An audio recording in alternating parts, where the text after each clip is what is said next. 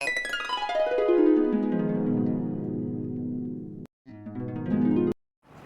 Students, welcome back in civics class. आज हम लोग इस लेसन नंबर 4 को कंटिन्यू करने वाले हैं। हम लोग जेंडर रिलीजन के बारे में पढ़ चुके हैं। अब हम लोग कास्ट के बारे में पढ़ेंगे और ये पार्ट 3 है और इसके बाद एक पार्ट और आएगा, पार्ट 4। तो इस लेसन में हम लोग क्या पढ़ने वाले हैं? हम लोग पढ़ने वाले हैं introduction to caste inequalities in India. ये एक कास्ट को लेकर एक इंट्रोडक्शन है कि कास्ट क्या है और इंडिया में कास्टिज़म कैसे क्या रोल प्ले कर रहा है, उसके बारे में हम लोग इस लेसन में देखेंगे। तो आइए शुरू करते हैं। ये केवल इंट्रोडक्शन है कास्टिज़म को लेकर। Caste division is special to India. ये कास्टिज़म जो है ये सिर्फ इंडिया में ही देखने को मिलता है। वर्ल्ड के और किसी कंट्री में कास्टिज़म हमको देखने को नहीं मिलता है। In our society occupation are passed on from one generation to another. पुराने समय में लोगों को काम बांट दिया गया था और अपने पसंद से लोगों ने अपने हिसाब से काम को एक्सेप्ट कर लिया था कि ये काम मेरे लिए बेहतर है। और जब उसमें उनको काफ़ी उसमें वो अच्छे हो गए उस कार्य को करने में, तो उन्होंने इसको अपने आने वाले जनरेशन को उस काम को ट्रांसफ़र किया। जैसे मान लीजिए कि कोई पुरोहित का काम कर रहा है, अन्य लोगों को जाके पूजा पाठ करवा रहा है, तो वो उनका बच्चा जो था, उनका आने वाला जनरेशन जो था, वो भी इस काम को करने लगा क्योंकि वो बचपन से ही उसको अच्छी तरह से फॉलो करता था, जानता था उसके बारे में। तो उसको आज भी हम लोग देखते हैं समाज में कि लोग जो है अपने प्रोफेशन को अपने आने वाले जनरेशन को ट्रांसफ़र कर देते हैं। तो ये चीज़ें आज भी चल रही हैं और पास्ट में भी जब लोगों ने किसी ऑक्यूपेशन को चूज़ किया तो उसके हिसाब से वो अगले जनरेशन में ट्रांसफ़र होने लगा। In our society occupation are passed on the form on from one generation to another. एक जनरेशन से दूसरे जनरेशन को ये ऑक्यूपेशन ट्रांसफ़र होने लगा। और this system change in heredity occupational division which passes from one generation to, ये hereditary हो गया कि एक व्यक्ति जो किसी काम को कर रहा है और उसमें कुशलता हासिल हो गई है उससे, तो वो अपने बच्चे को भी शुरू से उस काम को सिखा देता था और चाहता था कि मेरा बच्चा भी उस काम को करे। और इस तरह ये एक हेरिडिटियल रूप में ऑक्यूपेशन जो है वो चलने लगा। Caste system was based on exclusion and discriminated against the outcast group. ये जो है सिस्टम जो चला, एक के बाद दूसरे जनरेशन को ट्रांसफ़र होने लगा। ये सिस्टम जो, इसको कास्ट सिस्टम का नाम दिया गया। और ये सिस्टम जो है वो बेस हो गया एक विशिष्टता पे कि कोई एक काम में विशिष्ट रूप से कुशल है, इस पे बेस्ड हो गया। और इसको लेकर के जो अदर ग्रुप्स हैं वो उसको डिस्क्रिमिनेट भी करने लगे। तो काम जो था वो कुछ नीचे तबके का काम था जिसको सोसाइटी में उतना अच्छा नहीं माना जाता था उस समय। जैसे सफाई का काम हुआ या जूते बनाने का काम हुआ, इस टाइप के काम जो थे इनको नीचे दर्जे के कामों में रखा गया था। और ऐसे लोगों के साथ डिस्क्रिमिनेशन शुरू हो गया by the other groups. The word untouchable was used for the lower occupational group. जो लोअर ऑपरेशनल ग्रुप थे, जो लोअर ऑक्यूपेशन से बिलोंग करते थे, उनके साथ अनटचेबल शब्द यूज़ करने लगे अदर ग्रुप्स जो हैं, वो अदर ग्रुप्स उसको अनटचेबल कहने लगे। और ये जो है सबसे ज़्यादा डिस्क्रिमिनेटिव हो गया। Members of same caste group way formed in A social community. अब एक ऑक्यूपेशन से संबंधित लोग अपने आप को जब डिस्क्रिमिनेट समझने लगे तो वो एक अपना ग्रुप बनाकर रहने लगे। वो क्योंकि अदर ग्रुप्स जो है उन ग्रुप्स को जो नीचे स्तर के काम करते थे। नीचे स्तर का काम मतलब कोई काम छोटा या बड़ा तो होता नहीं है, फिर भी उसको हीन दृष्टि से देखा जाने लगा और उनको ऐसा कहा जाने लगा कि आप अनटचेबल हो, आप थोड़ा सा दूर रहो, और इस टाइप के डिस्क्रिमिनेशंस शुरू हो गए सोसाइटी में। और उन्होंने इसके चलते अपना एक ग्रुप बनाना शुरू कर दिया और वो एक जगह रहने लगे। दे प्रैक्टिस द सेम और सिमिलर ऑक्यूपेशन। जो सेम और सिमिलर ऑक्यूपेशन पे थे वो अपने एक ग्रुप क्रिएट करना शुरू कर दिए। चाहे वो कोई भी काम कर रहा हो, वो अपना एक ग्रुप बनाना शुरू कर दिया कि दूसरे को कोई डिस्टर्बेंस ना हो। इसलिए married with the same caste, और उनके मैरिजेस भी सिर्फ अपने ही कास्ट में, अपने ही ग्रुप में शुरू हो गए। And did not eat with the other caste group, और उन्होंने खाना पीना भी दूसरे ग्रुप्स के साथ छोड़ दिया। वो पूरी तरह से अब सोसाइटी में डिस्क्रिमिनेट कर गए, क्योंकि जो कास्ट का कॉन्सेप्ट था वो शुरू में ऑक्यूपेशन को लेके था, लेकिन ऑक्यूपेशन के नाम पर धीरे धीरे हम लोग देख रहे हैं कि वो उसके साथ डिस्क्रिमिनेशन सोसाइटी में शुरू हो गई और उसे कहा गया कि आप अनटचेबल हो। जो लोअर टेरिटरी के काम कर रहे थे उनके साथ ऐसा भेदभाव शुरू हो गया सोसाइटी में।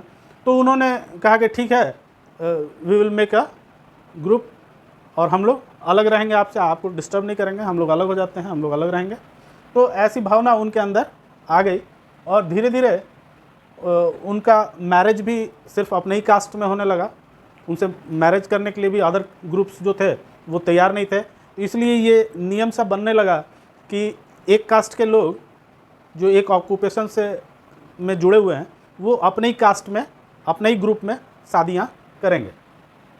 और उन्होंने अदर ग्रुप्स के साथ खाना पीना भी बंद कर दिया। तो हम लोग देख रहे हैं कि किस तरह से जो एक ऑक्यूपेशन के आधार पर एक डिवीज़न हुआ था, डिफरेंसेस था, वो धीरे धीरे कास्ट सिस्टम का रूप लेता चला गया सोसाइटी में।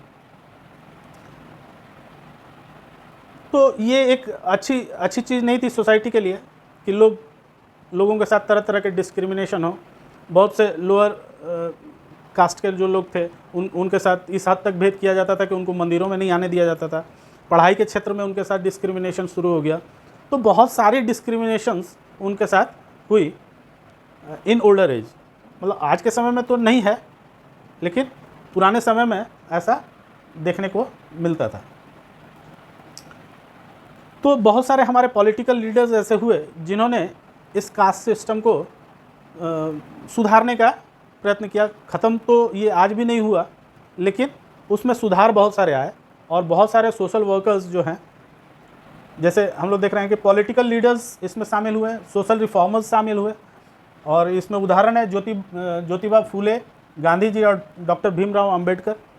तो जबकि डॉक्टर भीमराव अंबेडकर जिन्होंने हमारे कॉन्स्टिट्यूशन को का फ्रेमवर्क तैयार करने में अहम भूमिका निभाई, वो भी एक लोअर कास्ट से बिलोंग करते थे।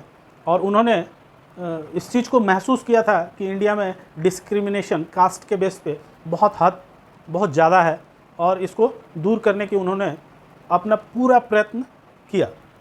इसमें गांधी जी भी शामिल थे, ज्योतिबा फूले जैसे और भी बहुत सारे सोशल वर्कर्स ऐसे थे जिन्होंने, चाहे वो पॉलिटिकल लीडर्स हों, चाहे वो सोशल रिफॉर्मर्स हों, उन्होंने ये कोशिशें की कि इंडिया से कास्टिज़म को कम किया जाए, भेदभाव को कम किया जाए, ये जो इस स्तर पर डिस्क्रिमिनेशन हो रहा है इसको कम किया जाए। तो India have undergone great changes with economic development. लेकिन धीरे धीरे इंडिया डेवलप होने लगा, इकोनॉमिकली डेवलप होने लगा, लार्ज स्केल अर्बनाइजेशन होने लगा, शहरीकरण बहुत बड़े पैमाने पर शुरू हो गया इंडिया में।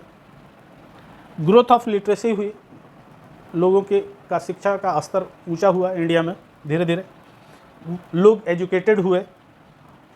ऑक्यूपेशनल मोबिलिटी हुई, यानी कि अब लोग अपने जो ट्रेडिशनल ऑक्यूपेशन थे उनको छोड़ करके बड़े बड़े मेट्रोपॉलिटन सिटी की ओर मूव करने लगे और वहाँ पर दूसरे प्रकार के काम वो करना शुरू कर दिए। तो इस तरह हम लोग देख रहे हैं कि किस तरह धीरे धीरे चीज़ें बदलनी शुरू हुई इंडिया में।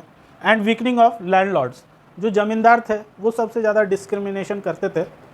उनके पास बहुत बड़ा लैंड था और पहले के समय में जब बहुत ज़्यादा इंडस्ट्रीज़ नहीं थी तो एग्रीकल्चर पे ज़्यादा लोग डिपेंड थे और ये अपनी मनमर्जी बहुत ज़्यादा करते थे लैंडलॉर्ड्स।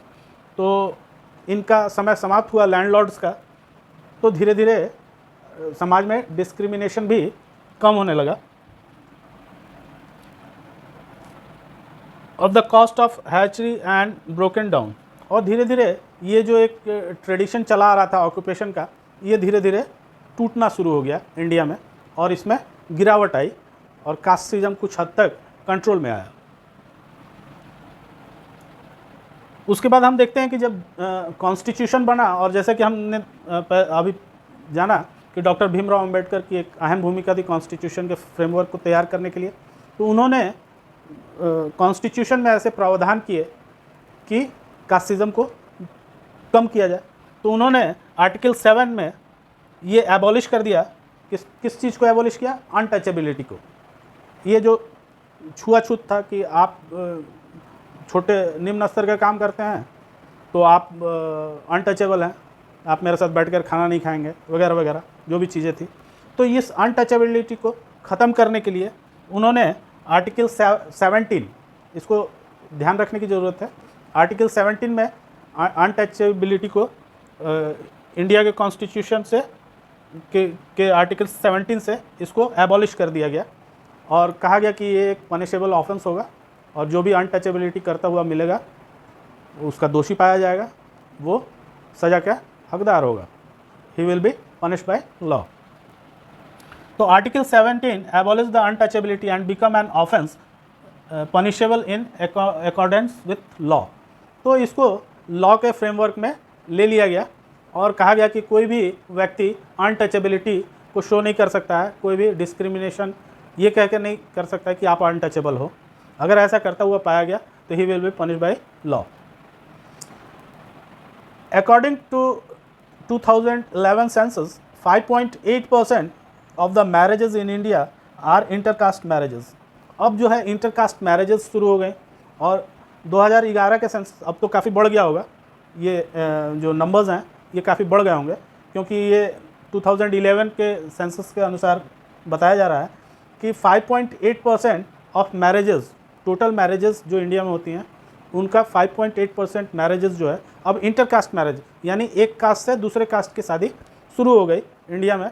और ये एक अच्छा इंडिकेशन था कि आगे चल के धीरे धीरे जितना ही ये मैरिजेस, इंटरकास्ट मैरिजेस बढ़ेंगे, ये कास्टिज्म को अपने आप ख़त्म करेंगे।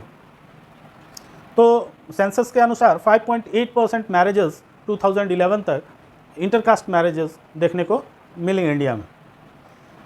तो हम लोगों ने देखा कि कास्टिज्म जो कि एक ऑक्यूपेशन पे आधारित था, लोग ऑक्यूपेशन जो ऑक्यूपेशन करते थे उसको अपने नेक्स्ट जनरेशन को ट्रांसफ़र करने लगे और धीरे धीरे ये चीज़ें डिस्क्रिमिनेट करने लगी और एक का स्तर इतना आ गया कि लोग छुआछूत तक पहुंच गए, अनटचेबिलिटी तक पहुंच गए और डिस्क्रिमिनेशन बहुत ज़्यादा बढ़ गया, है ना।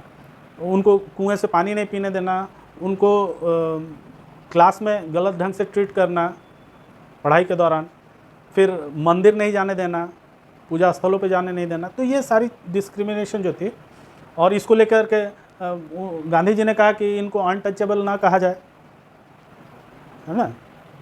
और अंबेडकर जी ने आर्टिकल 17 में अनटचेबल शब्द को ही एबॉलिश कर दिया और इसको एक पनिशेबल ऑफेंस बना दिया कि अगर कोई भी ऐसा करता हुआ या अनटचेबिलिटी को बढ़ाता हुआ मिलेगा या तो उसको लॉ के द्वारा पनिश किया जाएगा। और उसके बाद हम लोग देखते हैं कि शादियां होने लगी, इंटरकास्ट मैरिजेस शुरू हो गए और तमाम चीज़ें हैं, लिटरेसी का रेट बढ़ गया, लोग समझदार होने लगे और ऑक्यूपेशनल मोबिलाइजेशन होने लगा, लोग महानगरों की तरफ जाने लगे और वहाँ पे उनको दूसरे ढंग के काम करने को मिले।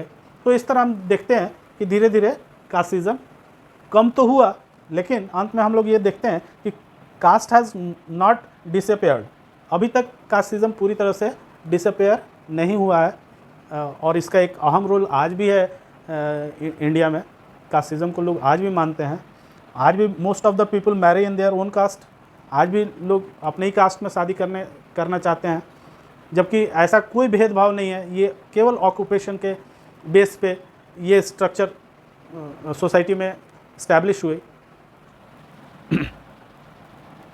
और थोड़े बहुत अनटचेबिलिटी भी कहीं कहीं रूरल एरिया में देखने को मिलती है, जहाँ अशिक्षा ज़्यादा है वहाँ अभी भी अनटचेबिलिटी कहीं कहीं दिखाई पड़ती है। तो बच्चों, ये तो था इंट्रोडक्शन जो आपको ये बताएगा कि कास्टिज़म है क्या। इसमें हम लोगों ने समझा कि कास्टिज़म है क्या, कैसे शुरू हुआ और कैसे आगे बढ़ा, और बढ़ते बढ़ते किस हद तक डिस्क्रिमिनेशन के रूप में ये इंडिया में आ गया। और उसके बाद कुछ पॉलिटिकल लीडर्स और सोशल रिफॉर्मर्स आए जिन्होंने सुधार करने की कोशिश की, और धीरे धीरे सुधार भी हुआ और बहुत हद तक कास्टिज़म अब कम हो गया है, बट अभी भी ये इंडिया में है। तो ये तो था बच्चों आपका पार्ट 3, और लास्ट जो पार्ट 4 आएगा उसमें हम लोग देखेंगे कि कास्ट जो है वो कास्टिज़म का क्या रोल है पॉलिटिक्स में, और पॉलिटिक्स क्या करती है कास्टिज़म को लेकर के। तो उम्मीद है आपको बच्चों कास्ट अच्छे से समझ में आया होगा। अगर समझ में आया तो दोस्तों के साथ शेयर कीजिए, लाइक कीजिए वीडियो को। Thank you.